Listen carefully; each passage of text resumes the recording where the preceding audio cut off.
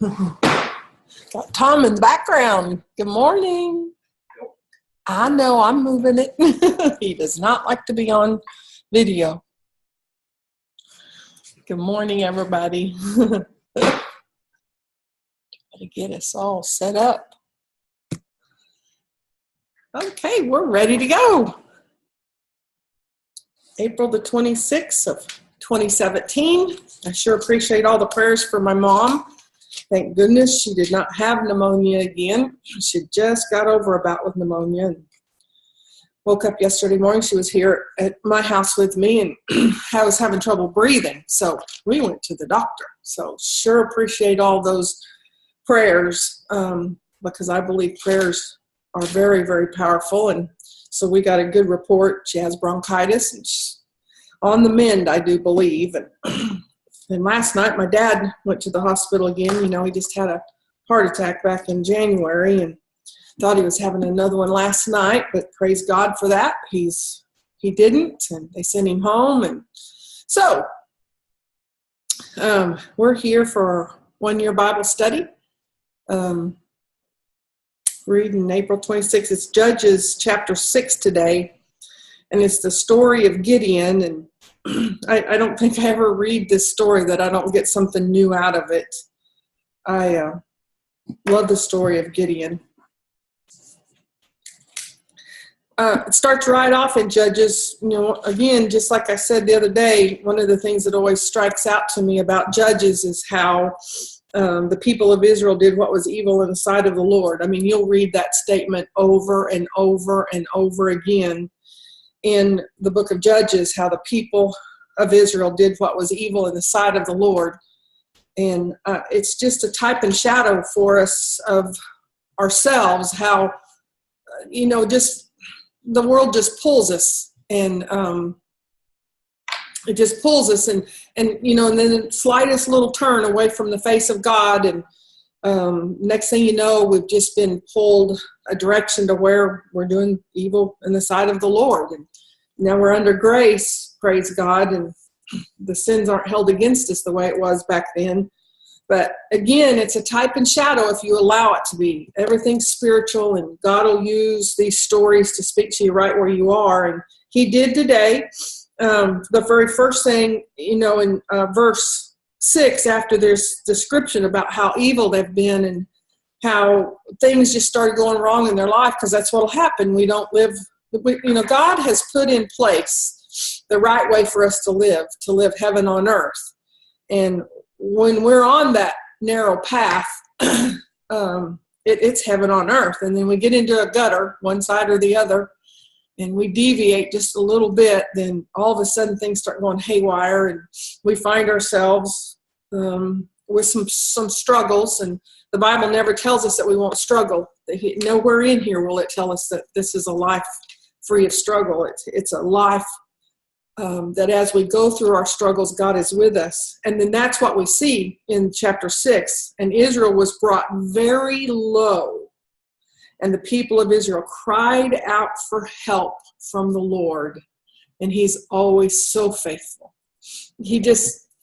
I just in that moment just saw the tenderness of our Father. You know, they cried out and he helped them. And he helped them by raising up Gideon. And what was so interesting about Gideon is that not only did he believe he was the weakest and not equipped and not able and couldn't be used by God, his whole family, he said, was the weakest family and couldn't be used by God. And then the very first question that Gideon asks this angel that's sent to him to call him to his purpose in life is, "Please, sir, if the Lord is with us, why then has all this happened to us? Why has all this bad happened to us?" That was his very first question. And I know many of us have had those questions, you know, about why do bad things happen to good people. And here it is in the Bible, you know, that we're not the first ones to have those questions. We're not the first ones to have those doubts. And here's a man being called specifically by God. But the truth is, each one of us are called specifically by God. We're each one, as we've been talking, been given this purpose to be on earth. There's a reason why God just didn't whisk us away to heaven. We have a purpose and a meaning to be on the face of the earth.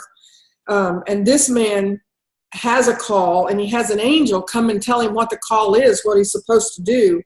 And then he says, behold, my clan is the weakest in this country, and I am the least in my father's house. And the Lord said to him, which is what he is saying to each one of us, what is it that you're facing? What is it that you have to do? What is your call for today? What is your call in life? Today is the building block for tomorrow and the next day and the next day. What are you supposed to accomplish today? For some, it may be rest. For some, it may be another day of work. For some, it may be getting your kids off to school. For some, you may be called to love on somebody today. Each one of these days is the building block to when we wake up and it was 10 years later and we either did or we didn't fulfill the call that God had on our lives. And so,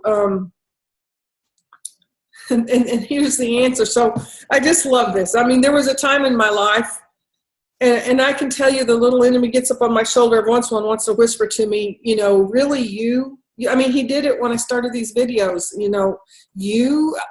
okay, Lord, let me wait. I'll lose 60 pounds and I'll do these videos. Okay, Lord, no, let's wait till I've read through this Bible another dozen times. Let me go to Bible college. And I mean, on and on and on and on, just like Gideon said, behold, my clan is the weakest, and I'm the least in my father's house. There's all of us say, well, no, I've made too many mistakes. No, I mean, the sin in my life disqualifies me for anything today.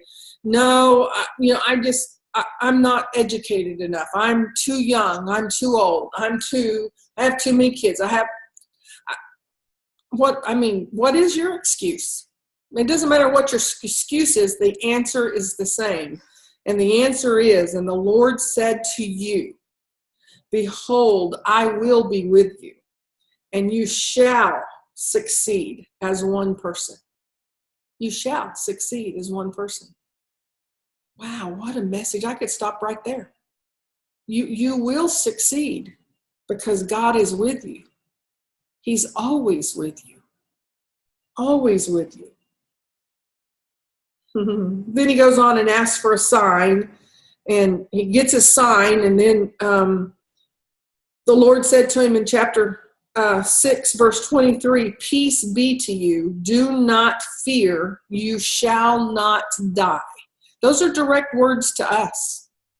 Whatever the call is on your life, whatever you think or feel or know that you're supposed to accomplish, God gives you his peace to do that.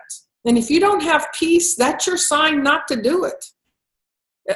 The peace, it's God's peace that guides us often. If you don't have peace, stop it. Stop if you don't have peace. Peace be to you. Do not fear. You shall not die. Powerful words.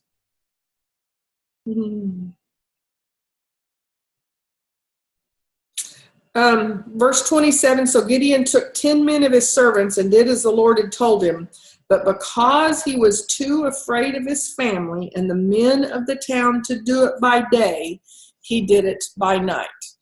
So, even after he's had these encounters, I mean, he had an angel come directly to him and prove to him. He tested him, and he knew that he was an angel of the Lord, that it was God speaking directly to him through an angel. He knew this, and he still, even after having these words spoken to him, peace be to you, do not fear, you shall not die.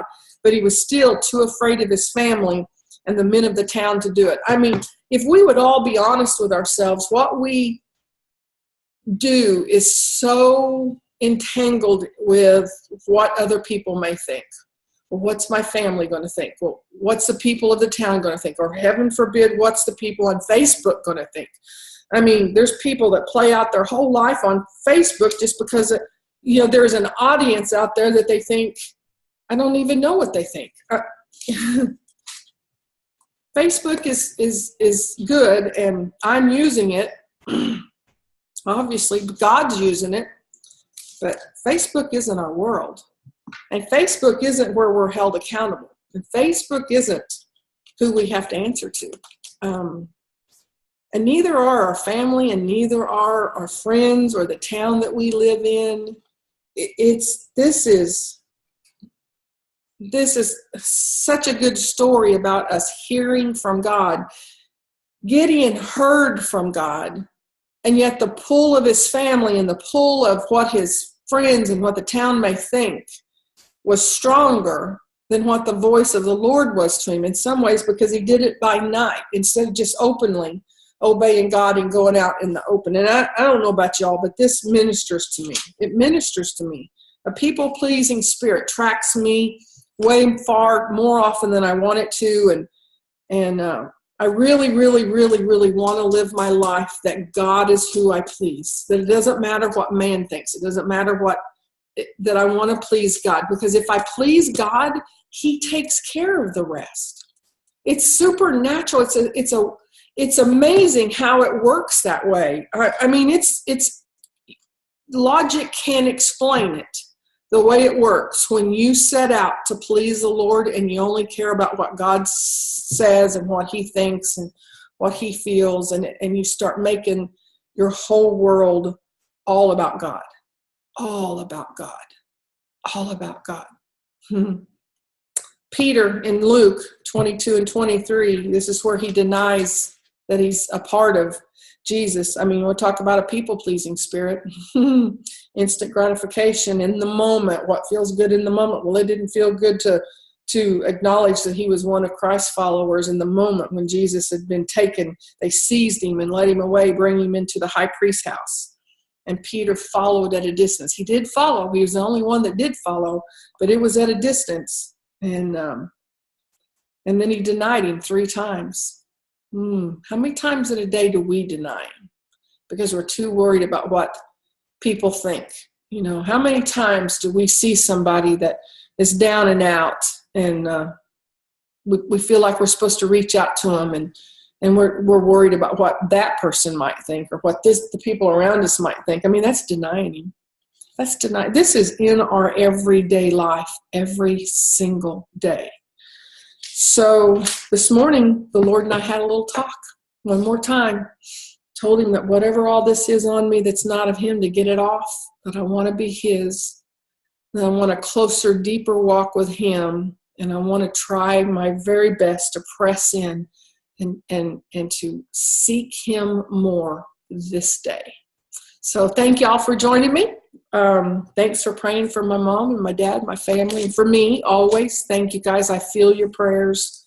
And let's set out today to see what God's intentions are for this day. Love you guys.